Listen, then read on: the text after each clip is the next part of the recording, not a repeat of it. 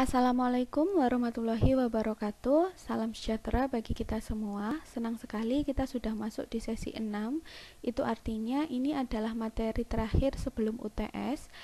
Dan kali ini kita akan membahas tentang analisis ekuitas. Ekuitas adalah kata lain dari modal. Kemudian, kenapa kita membahasnya di mata kuliah teori portofolio dan investasi? Karena ekuitas ini biasanya dihimpun dari penerbitan saham. Yang kemudian saham tersebut menjadi salah satu instrumen dalam investasi keuangan gitu ya. Makanya dibahas di dalam mata kuliah ini. Sekali lagi, ekuitas itu adalah kata lain dari modal, di mana modal ini biasanya dihimpun dari saham, penerbitan saham. Bisa saham biasa dan bisa saham preferen. Tetapi untuk proporsinya lebih banyak saham biasa jika dibandingkan dengan saham preferen. Kali ini kita tidak akan membahas apa itu saham biasa atau apa itu saham preferen, karena saya yakin kalian sudah mendapatkannya di mata kuliah manajemen keuangan. Selanjutnya yang akan kita bahas adalah bagaimana kita mengambil keputusan untuk jual atau beli saham ketika kita memiliki atau belum memiliki saham, yang intinya berniat untuk berinvestasi di dalam saham. Keputusan itu bisa diambil dengan beberapa pertimbangan. Yang pertama dengan melihat nilai saham, yang kedua dengan melihat return saham, kemudian yang ketiga melihat dasar excess return, kemudian yang keempat adalah dengan melihat stock performance-nya, dan yang kelima atau yang terakhir ini dengan melihat saham tersebut menggunakan model Modigliani. Nah, langsung saja. Ketika investor melihat sebuah saham itu layak dijual atau layak dibeli, atau bahkan ditahan, tidak jual dan tidak beli dengan berdasarkan melihat nilai saham, itu artinya dia punya insting atau feeling. Kenapa insting dan feeling? Karena nilai saham itu bukan harga saham. Kalau harga saham itu harga yang terbentuk di pasar karena dipengaruhi oleh permintaan dan penawaran yang ada di pasar. Sedangkan nilai saham adalah harga yang diperoleh dengan cara perhitungan, menggunakan rumus atau dari insting seseorang itu sendiri. Jadi gini, bedanya nilai dengan harga. Kalau harga, misalnya harga ayam sekarang ya, kalian nggak tahu ya paling kalau harga ayam. Kalau harga cabai mungkin kalaupun kalian bukan ibu rumah tangga atau bapak rumah tangga pasti sudah menjadi pembicaraan umum bahwa harga cabai itu sekarang naik. Kenapa? Karena adanya ketidakseimbangan antara jumlah permintaan dan penawaran yang ada di pasar. Sama dengan saham, ketika ada penentuan harga saham itu sebenarnya karena adanya permintaan dan penawaran di pasar. Makanya di bursa efek itu ada tiga harga. Yang pertama harga terendah, harga tertinggi, dan harga penutupan. Itu terbentuk pada saat proses tawar-menawar di pasar itu atau di bursa efek. Sedangkan nilai saham itu adalah sesuatu yang diukur oleh seseorang menggunakan rumus atau dengan instingnya. Maka setiap orang bisa memiliki nilai saham yang berbeda-beda. Misalnya, ya, menurut saya nilai saham Rp1.000 itu sudah cukup mahal, tetapi mungkin bagi kalian nilai saham dengan Rp1.000 itu masih nilainya masih sangat murah gitu. Bu, berarti apa bedanya nilai dengan harga? Sekali lagi, kalau harga terbentuk dari permintaan dan penawaran, sedangkan nilai itu kata lainnya adalah harga teoritis. Kenapa teoritis? Karena dibentuk dari perhitungan menggunakan rumus yang bisa jadi setiap orang menghitungnya berbeda-beda. Karena misalnya tadi 1.000 bagi saya itu sudah cukup mahal, tapi belum tentu bagi orang lain 1.000 itu mahal. Kalau nilai saham itu adalah harga teoritis, sedangkan harga saham itu adalah harga aktual. Jadi harus dibedakan. Nah, untuk menentukan nilai saham ini, kita dapat menggunakan beberapa teknik. Yang pertama adalah menggunakan analisis teknikal. Apa itu analisis teknikal? Analisis teknikal adalah analisis yang mengutamakan pengamatan harga dan kuantitas saham yang diperdagangkan dari menit ke menit selama jam perdagangan berlangsung. Sekali lagi, analisis teknikal itu adalah bagaimana seorang pedagang mengamati harga dari menit ke menit, dari detik ke detik, karena perubahan harga saham itu sangat cepat ya naik turunnya. Kenapa saya bilang pedagang bukan investor saham? Karena yang perlu diingat yang sudah saya sampaikan di sesi sebelumnya, ketika investor menggunakan metode atau menggunakan analisis teknikal, biasanya motifnya adalah sebagai pedagang yang mempunyai spekulasi. Sedangkan investor yang menggunakan analisis fundamental itu adalah investor yang motifnya berinvestasi dalam jangka panjang. Ya, makanya tadi saya bilang seorang pedagang akan menggunakan analisis teknikal, yaitu mengamati harganya tiap jam. Kalau naik, kalau ada kemungkinan atau insting dia mengatakan atau perhitungan dia dengan rumus yang dia gunakan itu mengatakan akan naik, ya pasti akan buru-buru dijual atau dibeli. Kira-kira kalau akan naik ya dijual saja, berarti dia akan mengalami keuntungan pada saat harganya benar-benar naik. Atau kalau masih akan atau instingnya masih belum kuat, masih akan, ya beli saja karena berasumsi bahwa harga sekarang lebih murah dibandingkan masa yang akan datang atau keesokan harinya atau bahkan 5 menit kemudian gitu ya. Intinya analisis teknikal ini adalah analisis yang digunakan oleh pedagang atau spekulan dalam mengamati harga saham setiap menit atau setiap detiknya. Di mana analisis teknikal ini ada beberapa metodenya juga, masih dibagi lagi. Yang pertama adalah Dow teori, di mana analisis teknikal yang menggunakan Dow teori ini mengidentifikasi yang namanya arah atau tren di dalam analisis saham tersebut. Ada 3 Dow teori itu ya. Jadi analisis teknikal itu dibagi menjadi 3 menggunakan Dow teori, trend ratio, dan moving average. Sedangkan Dow teori itu masih dibagi lagi ya menjadi 3 penentuannya, karena berbicara tentang arah dan tren, maka dibagi menjadi yang pertama arah minor trend, yaitu sifatnya fluktuasi harga sahamnya per jam, per hari, dan per minggu. Kemudian yang kedua adalah intermediate trend, yaitu fluktuasi harga saham bulanan sampai beberapa bulan. Dan yang ketiga adalah primary trend, yaitu fluktuasi harga saham tahunan sampai beberapa tahun. Saya ulang ya. Seorang investor bisa mengambil keputusan beli atau jual salah satunya dengan menggunakan pertimbangan nilai saham, di mana nilai saham itu bisa dilihat dengan menggunakan analisis teknikal. Apa itu analisis teknikal? Analisis teknikal itu adalah analisis yang mengutamakan pengamatan harga dan kuantitas saham yang diperdagangkan berdasarkan waktunya, dari menit ke menit kah, dari detik per detik kah, ya, karena perubahan harga saham itu sangat cepat. Nah, analisis teknikal ini dibagi lagi menjadi 3, dapat menggunakan beberapa metode. Yang pertama menggunakan metode Dow teori.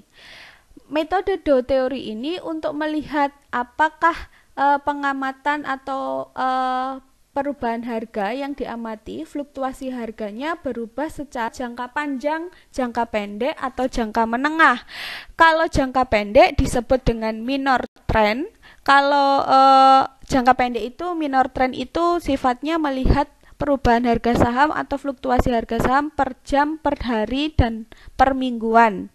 Sedangkan untuk jangka menengah itu disebut intermediate trend, yang melihat fluktuasi harga dalam bulanan sampai beberapa bulan. Dan yang terakhir itu adalah melihat fluktuasi harga saham dalam jangka panjang yang disebut dengan primary trend. Waktunya biasanya jangka panjang itu tahunan ya. Nah, selanjutnya dalam analisis teknikal juga menggunakan metode trend ratio, di mana metode trend ratio ini akan menggambarkan arah atau tren yang disebut bullish atau bullish dan bearish. Kalau tadi Dow teori kan menggambarkan arah atau tren berdasarkan waktunya saja, jangka panjang, jangka pendek, dan jangka menengah. Sedangkan trend rasio ini menggambarkan arah atau tren bullish atau bearish. Kalau dibilang arah bullish itu pada saat jumlah emiten lebih rendah daripada persentase kenaikan volume. Gitu ya, saya ulang. Arah tren bullish itu adalah ketika jumlah emiten lebih rendah daripada dengan persentase kenaikan volume saham tersebut. Sedangkan bearish kebalikannya, berarti ketika persentase kenaikan jumlah emiten lebih besar daripada persentase kenaikan volume. Itu yang trend rasio. Kemudian bagaimana Bu cara menghitung jumlah kenaikan emiten ini dan jumlah persentase kenaikan volumenya? Nanti akan saya lampirkan di lampiran 1 pada halaman 1. Gitu ya. Saya ulang, kalau Dow teori itu arah tren yang berfokus pada waktu jangka panjang, jangka pendek, dan jangka menengah. Dimana kalau jangka panjang itu dari tahun ke tahun, sedangkan jangka menengah itu dari bulan ke bulan, sedangkan jangka pendek itu dari jam, hari, dan minggu. Jadi hanya melakukan pengamatan atau pengamatan terhadap fluktuasi harga berdasarkan jangka waktunya. Sedangkan trend rasio ini mulai menghitung perbandingan antara persentase kenaikan emiten dengan persentase kenaikan volume. Menghitungnya bagaimana Bu? Saya lampirkan di lampiran 1 halaman 1. Ketika yang dibandingkan ini yaitu jumlah emiten dengan volumenya, itu akan menunjukkan arah atau tren bullish atau bearish. Kalau bullish itu pada saat persentase kenaikan jumlah emiten lebih rendah daripada persentase kenaikan volume. Sebaliknya, arahnya bearish ketika persentase kenaikan jumlah emiten lebih besar daripada persentase kenaikan volume. Dan yang terakhir dalam analisis teknikal itu menggunakan metode moving average. Moving average ini adalah metode yang dipakai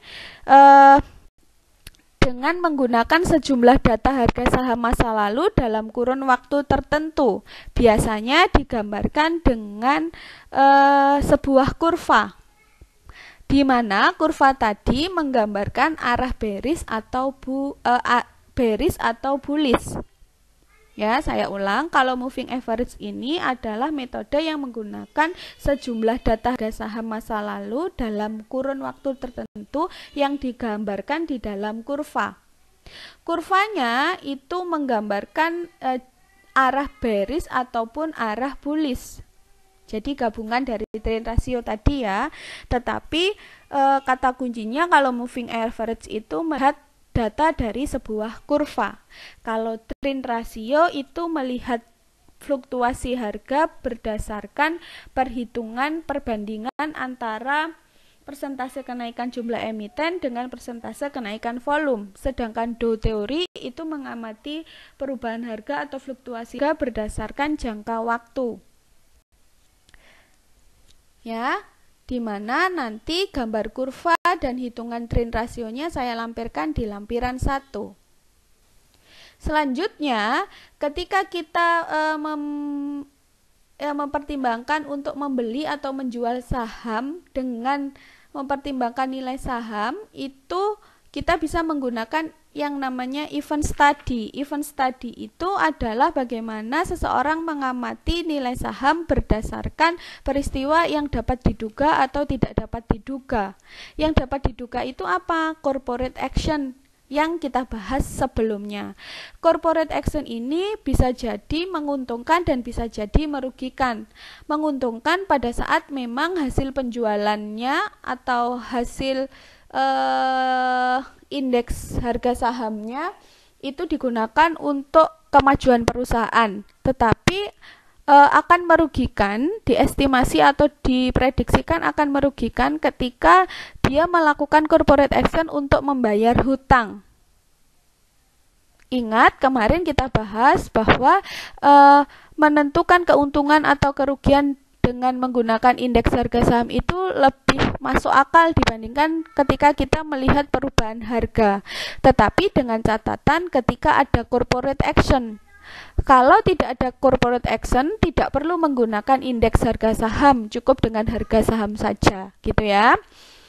Nah, peristiwa yang dapat diduga tadi salah satunya adalah corporate action, sedangkan yang tidak dapat diduga itu misalnya bencana alam atau krisis moneter atau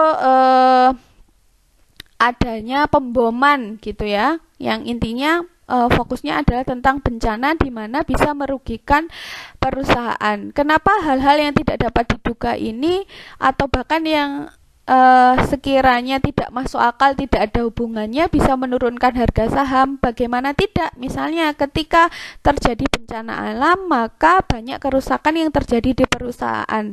Akhirnya perusahaan terhambat dalam melakukan produksi. Kalau terhambat dalam melakukan produksi, penjualannya turun, keuntungannya juga turun. Nah, ketika perusahaan keuntungannya turun, peminat saham atas perusahaan tersebut bisa jadi berkurang karena menganggap perusahaan tersebut tidak liquid, tidak akan bisa membayarkan dividen atau membagikan keuntungannya, atau bahkan tidak bisa menaikkan harga sahamnya karena situasinya yang sedang sulit. Begitu hubungannya ya. Kemudian selanjutnya, ketika seseorang menggunakan nilai saham sebagai dasar untuk mengambil keputusan jual atau beli atau bahkan tahan, itu juga menggunakan dividend discount model. Apa itu dividend discount model? Dividend discount model adalah, gini saya ilustrasikan. Ketika sebuah perusahaan menerbitkan saham, kemudian memutuskan untuk membagikan dividennya, itu saya kira jarang yang membagikan dividen berdasarkan keuntungannya yang jumlahnya 100%. Pasti dari keuntungannya itu akan ada laba ditahan. Jadi, dividend discount model ini adalah proporsi seberapa besar dividen yang akan dibagikan dengan laba yang akan ditahan. Kalau dividen yang akan dibagikan itu sering disebut dengan namanya dividen payout ratio, sedangkan laba ditahannya itu berkaitan dengan plowback ratio. Konsepnya, ketika dividen tunainya lebih besar dibandingkan laba ditahan, itu artinya pertumbuhan perusahaan akan kecil. Dan sebaliknya, ketika dividen tunai yang dibagikan lebih kecil dibandingkan laba yang ditahan, maka pertumbuhan perusahaannya itu akan besar atau tinggi. Karena keuntungan yang ditahan atau laba yang ditahan tadi tujuannya untuk pertumbuhan perusahaan. Maka untuk menghitung dividend discount model ini ada beberapa opsi. Yang pertama adalah dengan tanpa pertumbuhan, yaitu jumlah dividen yang dibagikan itu tidak ada pertumbuhan dari tahun ke tahun sama. Kemudian yang kedua ada pertumbuhan, berarti asumsinya nilai dividennya atau nilai harga sahamnya itu akan ikut naik, gitu ya. Kemudian kalau DPS-nya rendah, dividen per share-nya rendah, dan dividen per share-nya rendah diestimasikan atau diprediksikan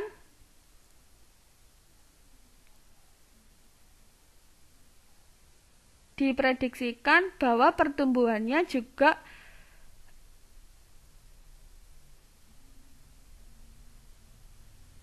yang untuk DPS rendah itu maksudnya adalah pada saat dividen per share-nya rendah maka pertumbuhannya itu tinggi gitu ya. Sedangkan DPS meningkat itu adalah ketika dividen per share-nya setiap tahun meningkat. Kemudian ada DPS berbeda tiap tahun, dan DPS menurun. Jadi pada dasarnya dividen diskon modal ini adalah kombinasi atau jumlah proporsi antara dividen tunai dengan laba ditahan, di mana dividen tunai ini akan mengakibatkan harga saham itu naik atau turun, dan harga saham itu bisa dihitung dengan beberapa cara ketika kita melihat dividen itu tanpa pertumbuhan, ada pertumbuhan atau rendah, meningkat atau berbeda tiap tahun, dan menurun. Bu, kenapa dividen yang dibagikan mengakibatkan atau bisa merubah harga saham yang awalnya tinggi menjadi rendah atau yang awalnya rendah menjadi tinggi? Misalnya, ketika dividen yang dibagikan itu lebih besar dibandingkan laba ditahan, itu artinya perusahaan menjanjikan dividen yang lebih besar di tahun depan. Kenapa? Karena laba yang ditahan itu akan digunakan perusahaan untuk bertumbuh dan menjanjikan keuntungan yang lebih besar, maka harga sahamnya bisa ikut naik, dan begitu sebaliknya. Selanjutnya, dalam menilai bisa menggunakan price earning ratio. Price earning ratio ini adalah ketika perusahaan membagikan seluruh dividennya. Kalau dividen diskon modal tadi kan ada yang ditahan, berbicara tentang proporsi. Sedangkan price earning ratio ini membicarakan ketika perusahaan membagikan 100% keuntungannya sebagai dividen tunai. Dan selanjutnya price book value ratio ini adalah kelanjutan dari perhitungan price earning ratio. Perhitungannya bagaimana, Bu? Silakan dilihat di lampiran 3 dan lampiran 4. Berarti dalam menentukan keputusan beli atau jual saham berdasarkan nilai saham itu ada 4 lampiran ya. Sebagai berikut, lampiran satunya ada tentang analisis teknikal, lampiran 2-nya tentang dividen diskon modal, kemudian lampiran 3-nya tentang earning price ratio, kemudian yang keempat tentang price book value ratio. Selanjutnya, kita telah membahas bagaimana seseorang mengambil keputusan jual atau beli berdasarkan nilai saham. Sekarang kita akan membahas bagaimana seseorang mengambil atau seorang investor mengambil keputusan jual atau beli atau bahkan menahan saham tersebut berdasarkan return saham. Berdasarkan return saham itu maksudnya adalah melihat returnnya hanya berdasarkan persentase. Maksudnya bagaimana, Bu? Di mana ketika seseorang melihat perubahannya dalam bentuk persentase itu dianggap kurang rasional ya. Misalnya, kenapa dianggap kurang rasional? Karena tidak mempertimbangkan jumlah yang diinvestasikan. Misalnya, Bu Maya berinvestasi saham yang awalnya harganya 70.000. Kemudian harga sahamnya naik menjadi 70.500. Berarti ada kenaikan 500, ada keuntungan 500. Sedangkan Pak Dimas itu berinvestasi saham yang harganya awalnya beli 1.000, kemudian naik menjadi 2.000. Kalau dilihat dari sini, sebenarnya keuntungannya lebih besar yang mana? Kalau dilihat menggunakan return saham yang satuannya persentase, itu akan bilang kalau keuntungannya Pak Dimas lebih besar. Kenapa? Yang awalnya 1.000 kemudian naik 2.000, itu sudah pasti dia punya keuntungan return sahamnya sebesar 50%. Sedangkan Bu Maya tadi dari 70.000 ke 70.500 hanya naik 500, tidak sampai separuhnya, bahkan seperempatnya tidak sampai. Itu artinya jumlah persentasenya lebih besar Pak Dimas. Kemudian dikatakan Pak Dimas lebih untung, sedangkan Bu Maya tidak. Itu dianggap tidak rasional. Kenapa? Karena tidak mempertimbangkan jumlah yang diinvestasikan. Bandingkan 70.000 dengan 1.000, lebih besar 70.000. Jadi ketika seseorang menggunakan pertimbangan return saham ini, kemudian dia menganggap bahwa Pak Dimas merupakan seseorang atau investor yang lebih untung dibandingkan dengan Bu Maya, itu salah, karena dia tidak mempertimbangkan jumlah investasinya. Bumaya aja investasi 70.000 naik 70.500. Berarti mungkin hanya sekitar 0,7% atau 0,07 ya.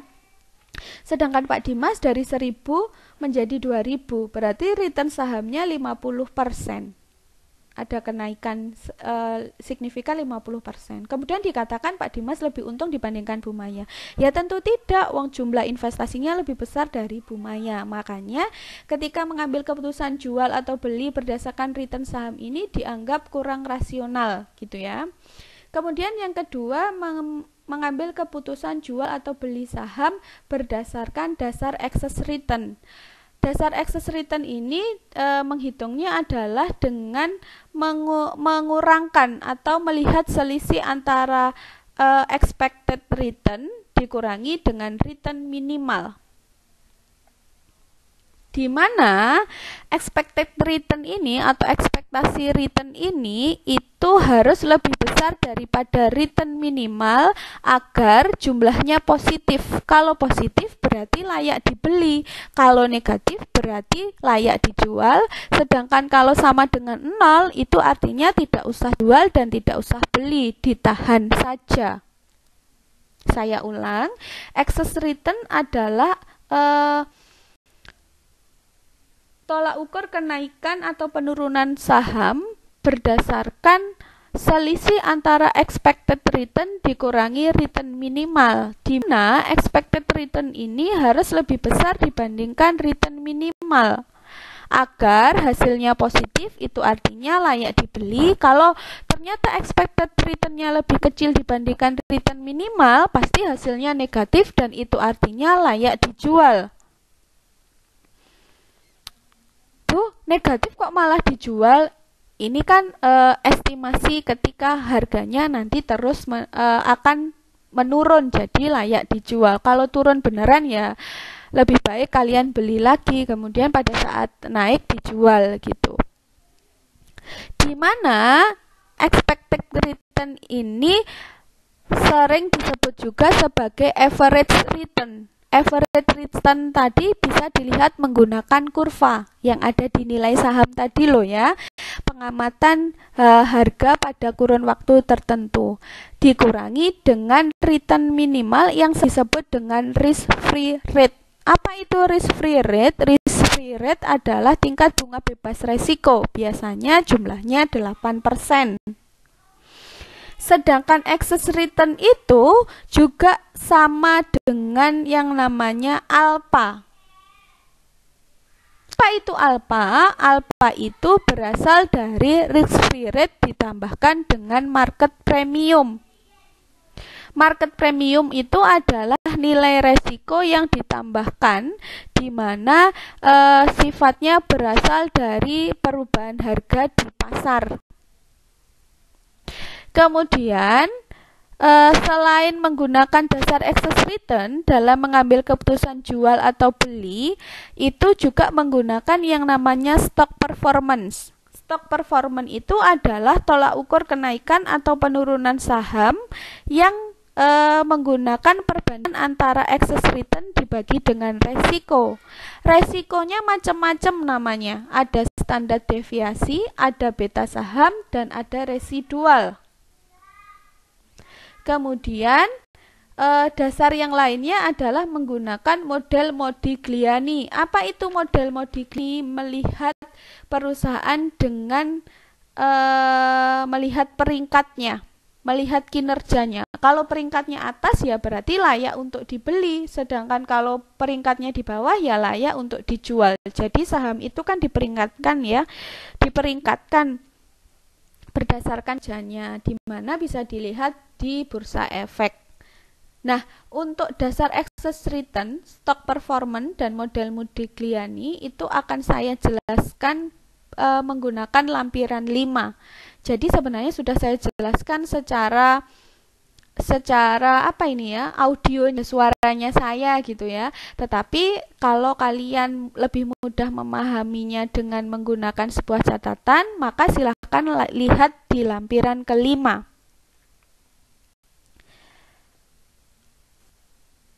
Sekian materi dari saya, sedikit saya ulang lagi ya. Di atas kita membahas tentang analisis ekuitas. Ekuitas itu adalah sebuah modal di mana modal ini biasanya dihimpun dengan saham. Makanya kita membahasnya di mata kuliah kita ini karena kita sebenarnya seringnya akan membahas saham ya, walaupun ada beberapa surat berharga lainnya atau efek lainnya. Nah, di dalam saham itu investor biasanya akan kesulitan mengambil keputusan jual atau beli. Nah, keputusan jual atau beli ini bisa menggunakan beberapa pertimbangan. Yang pertama adalah menggunakan pertimbangan nilai saham.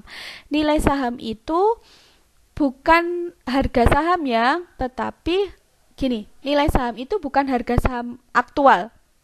Nilai saham itu adalah harga saham teoritis yang dihitung dengan sebuah rumus atau insting seseorang.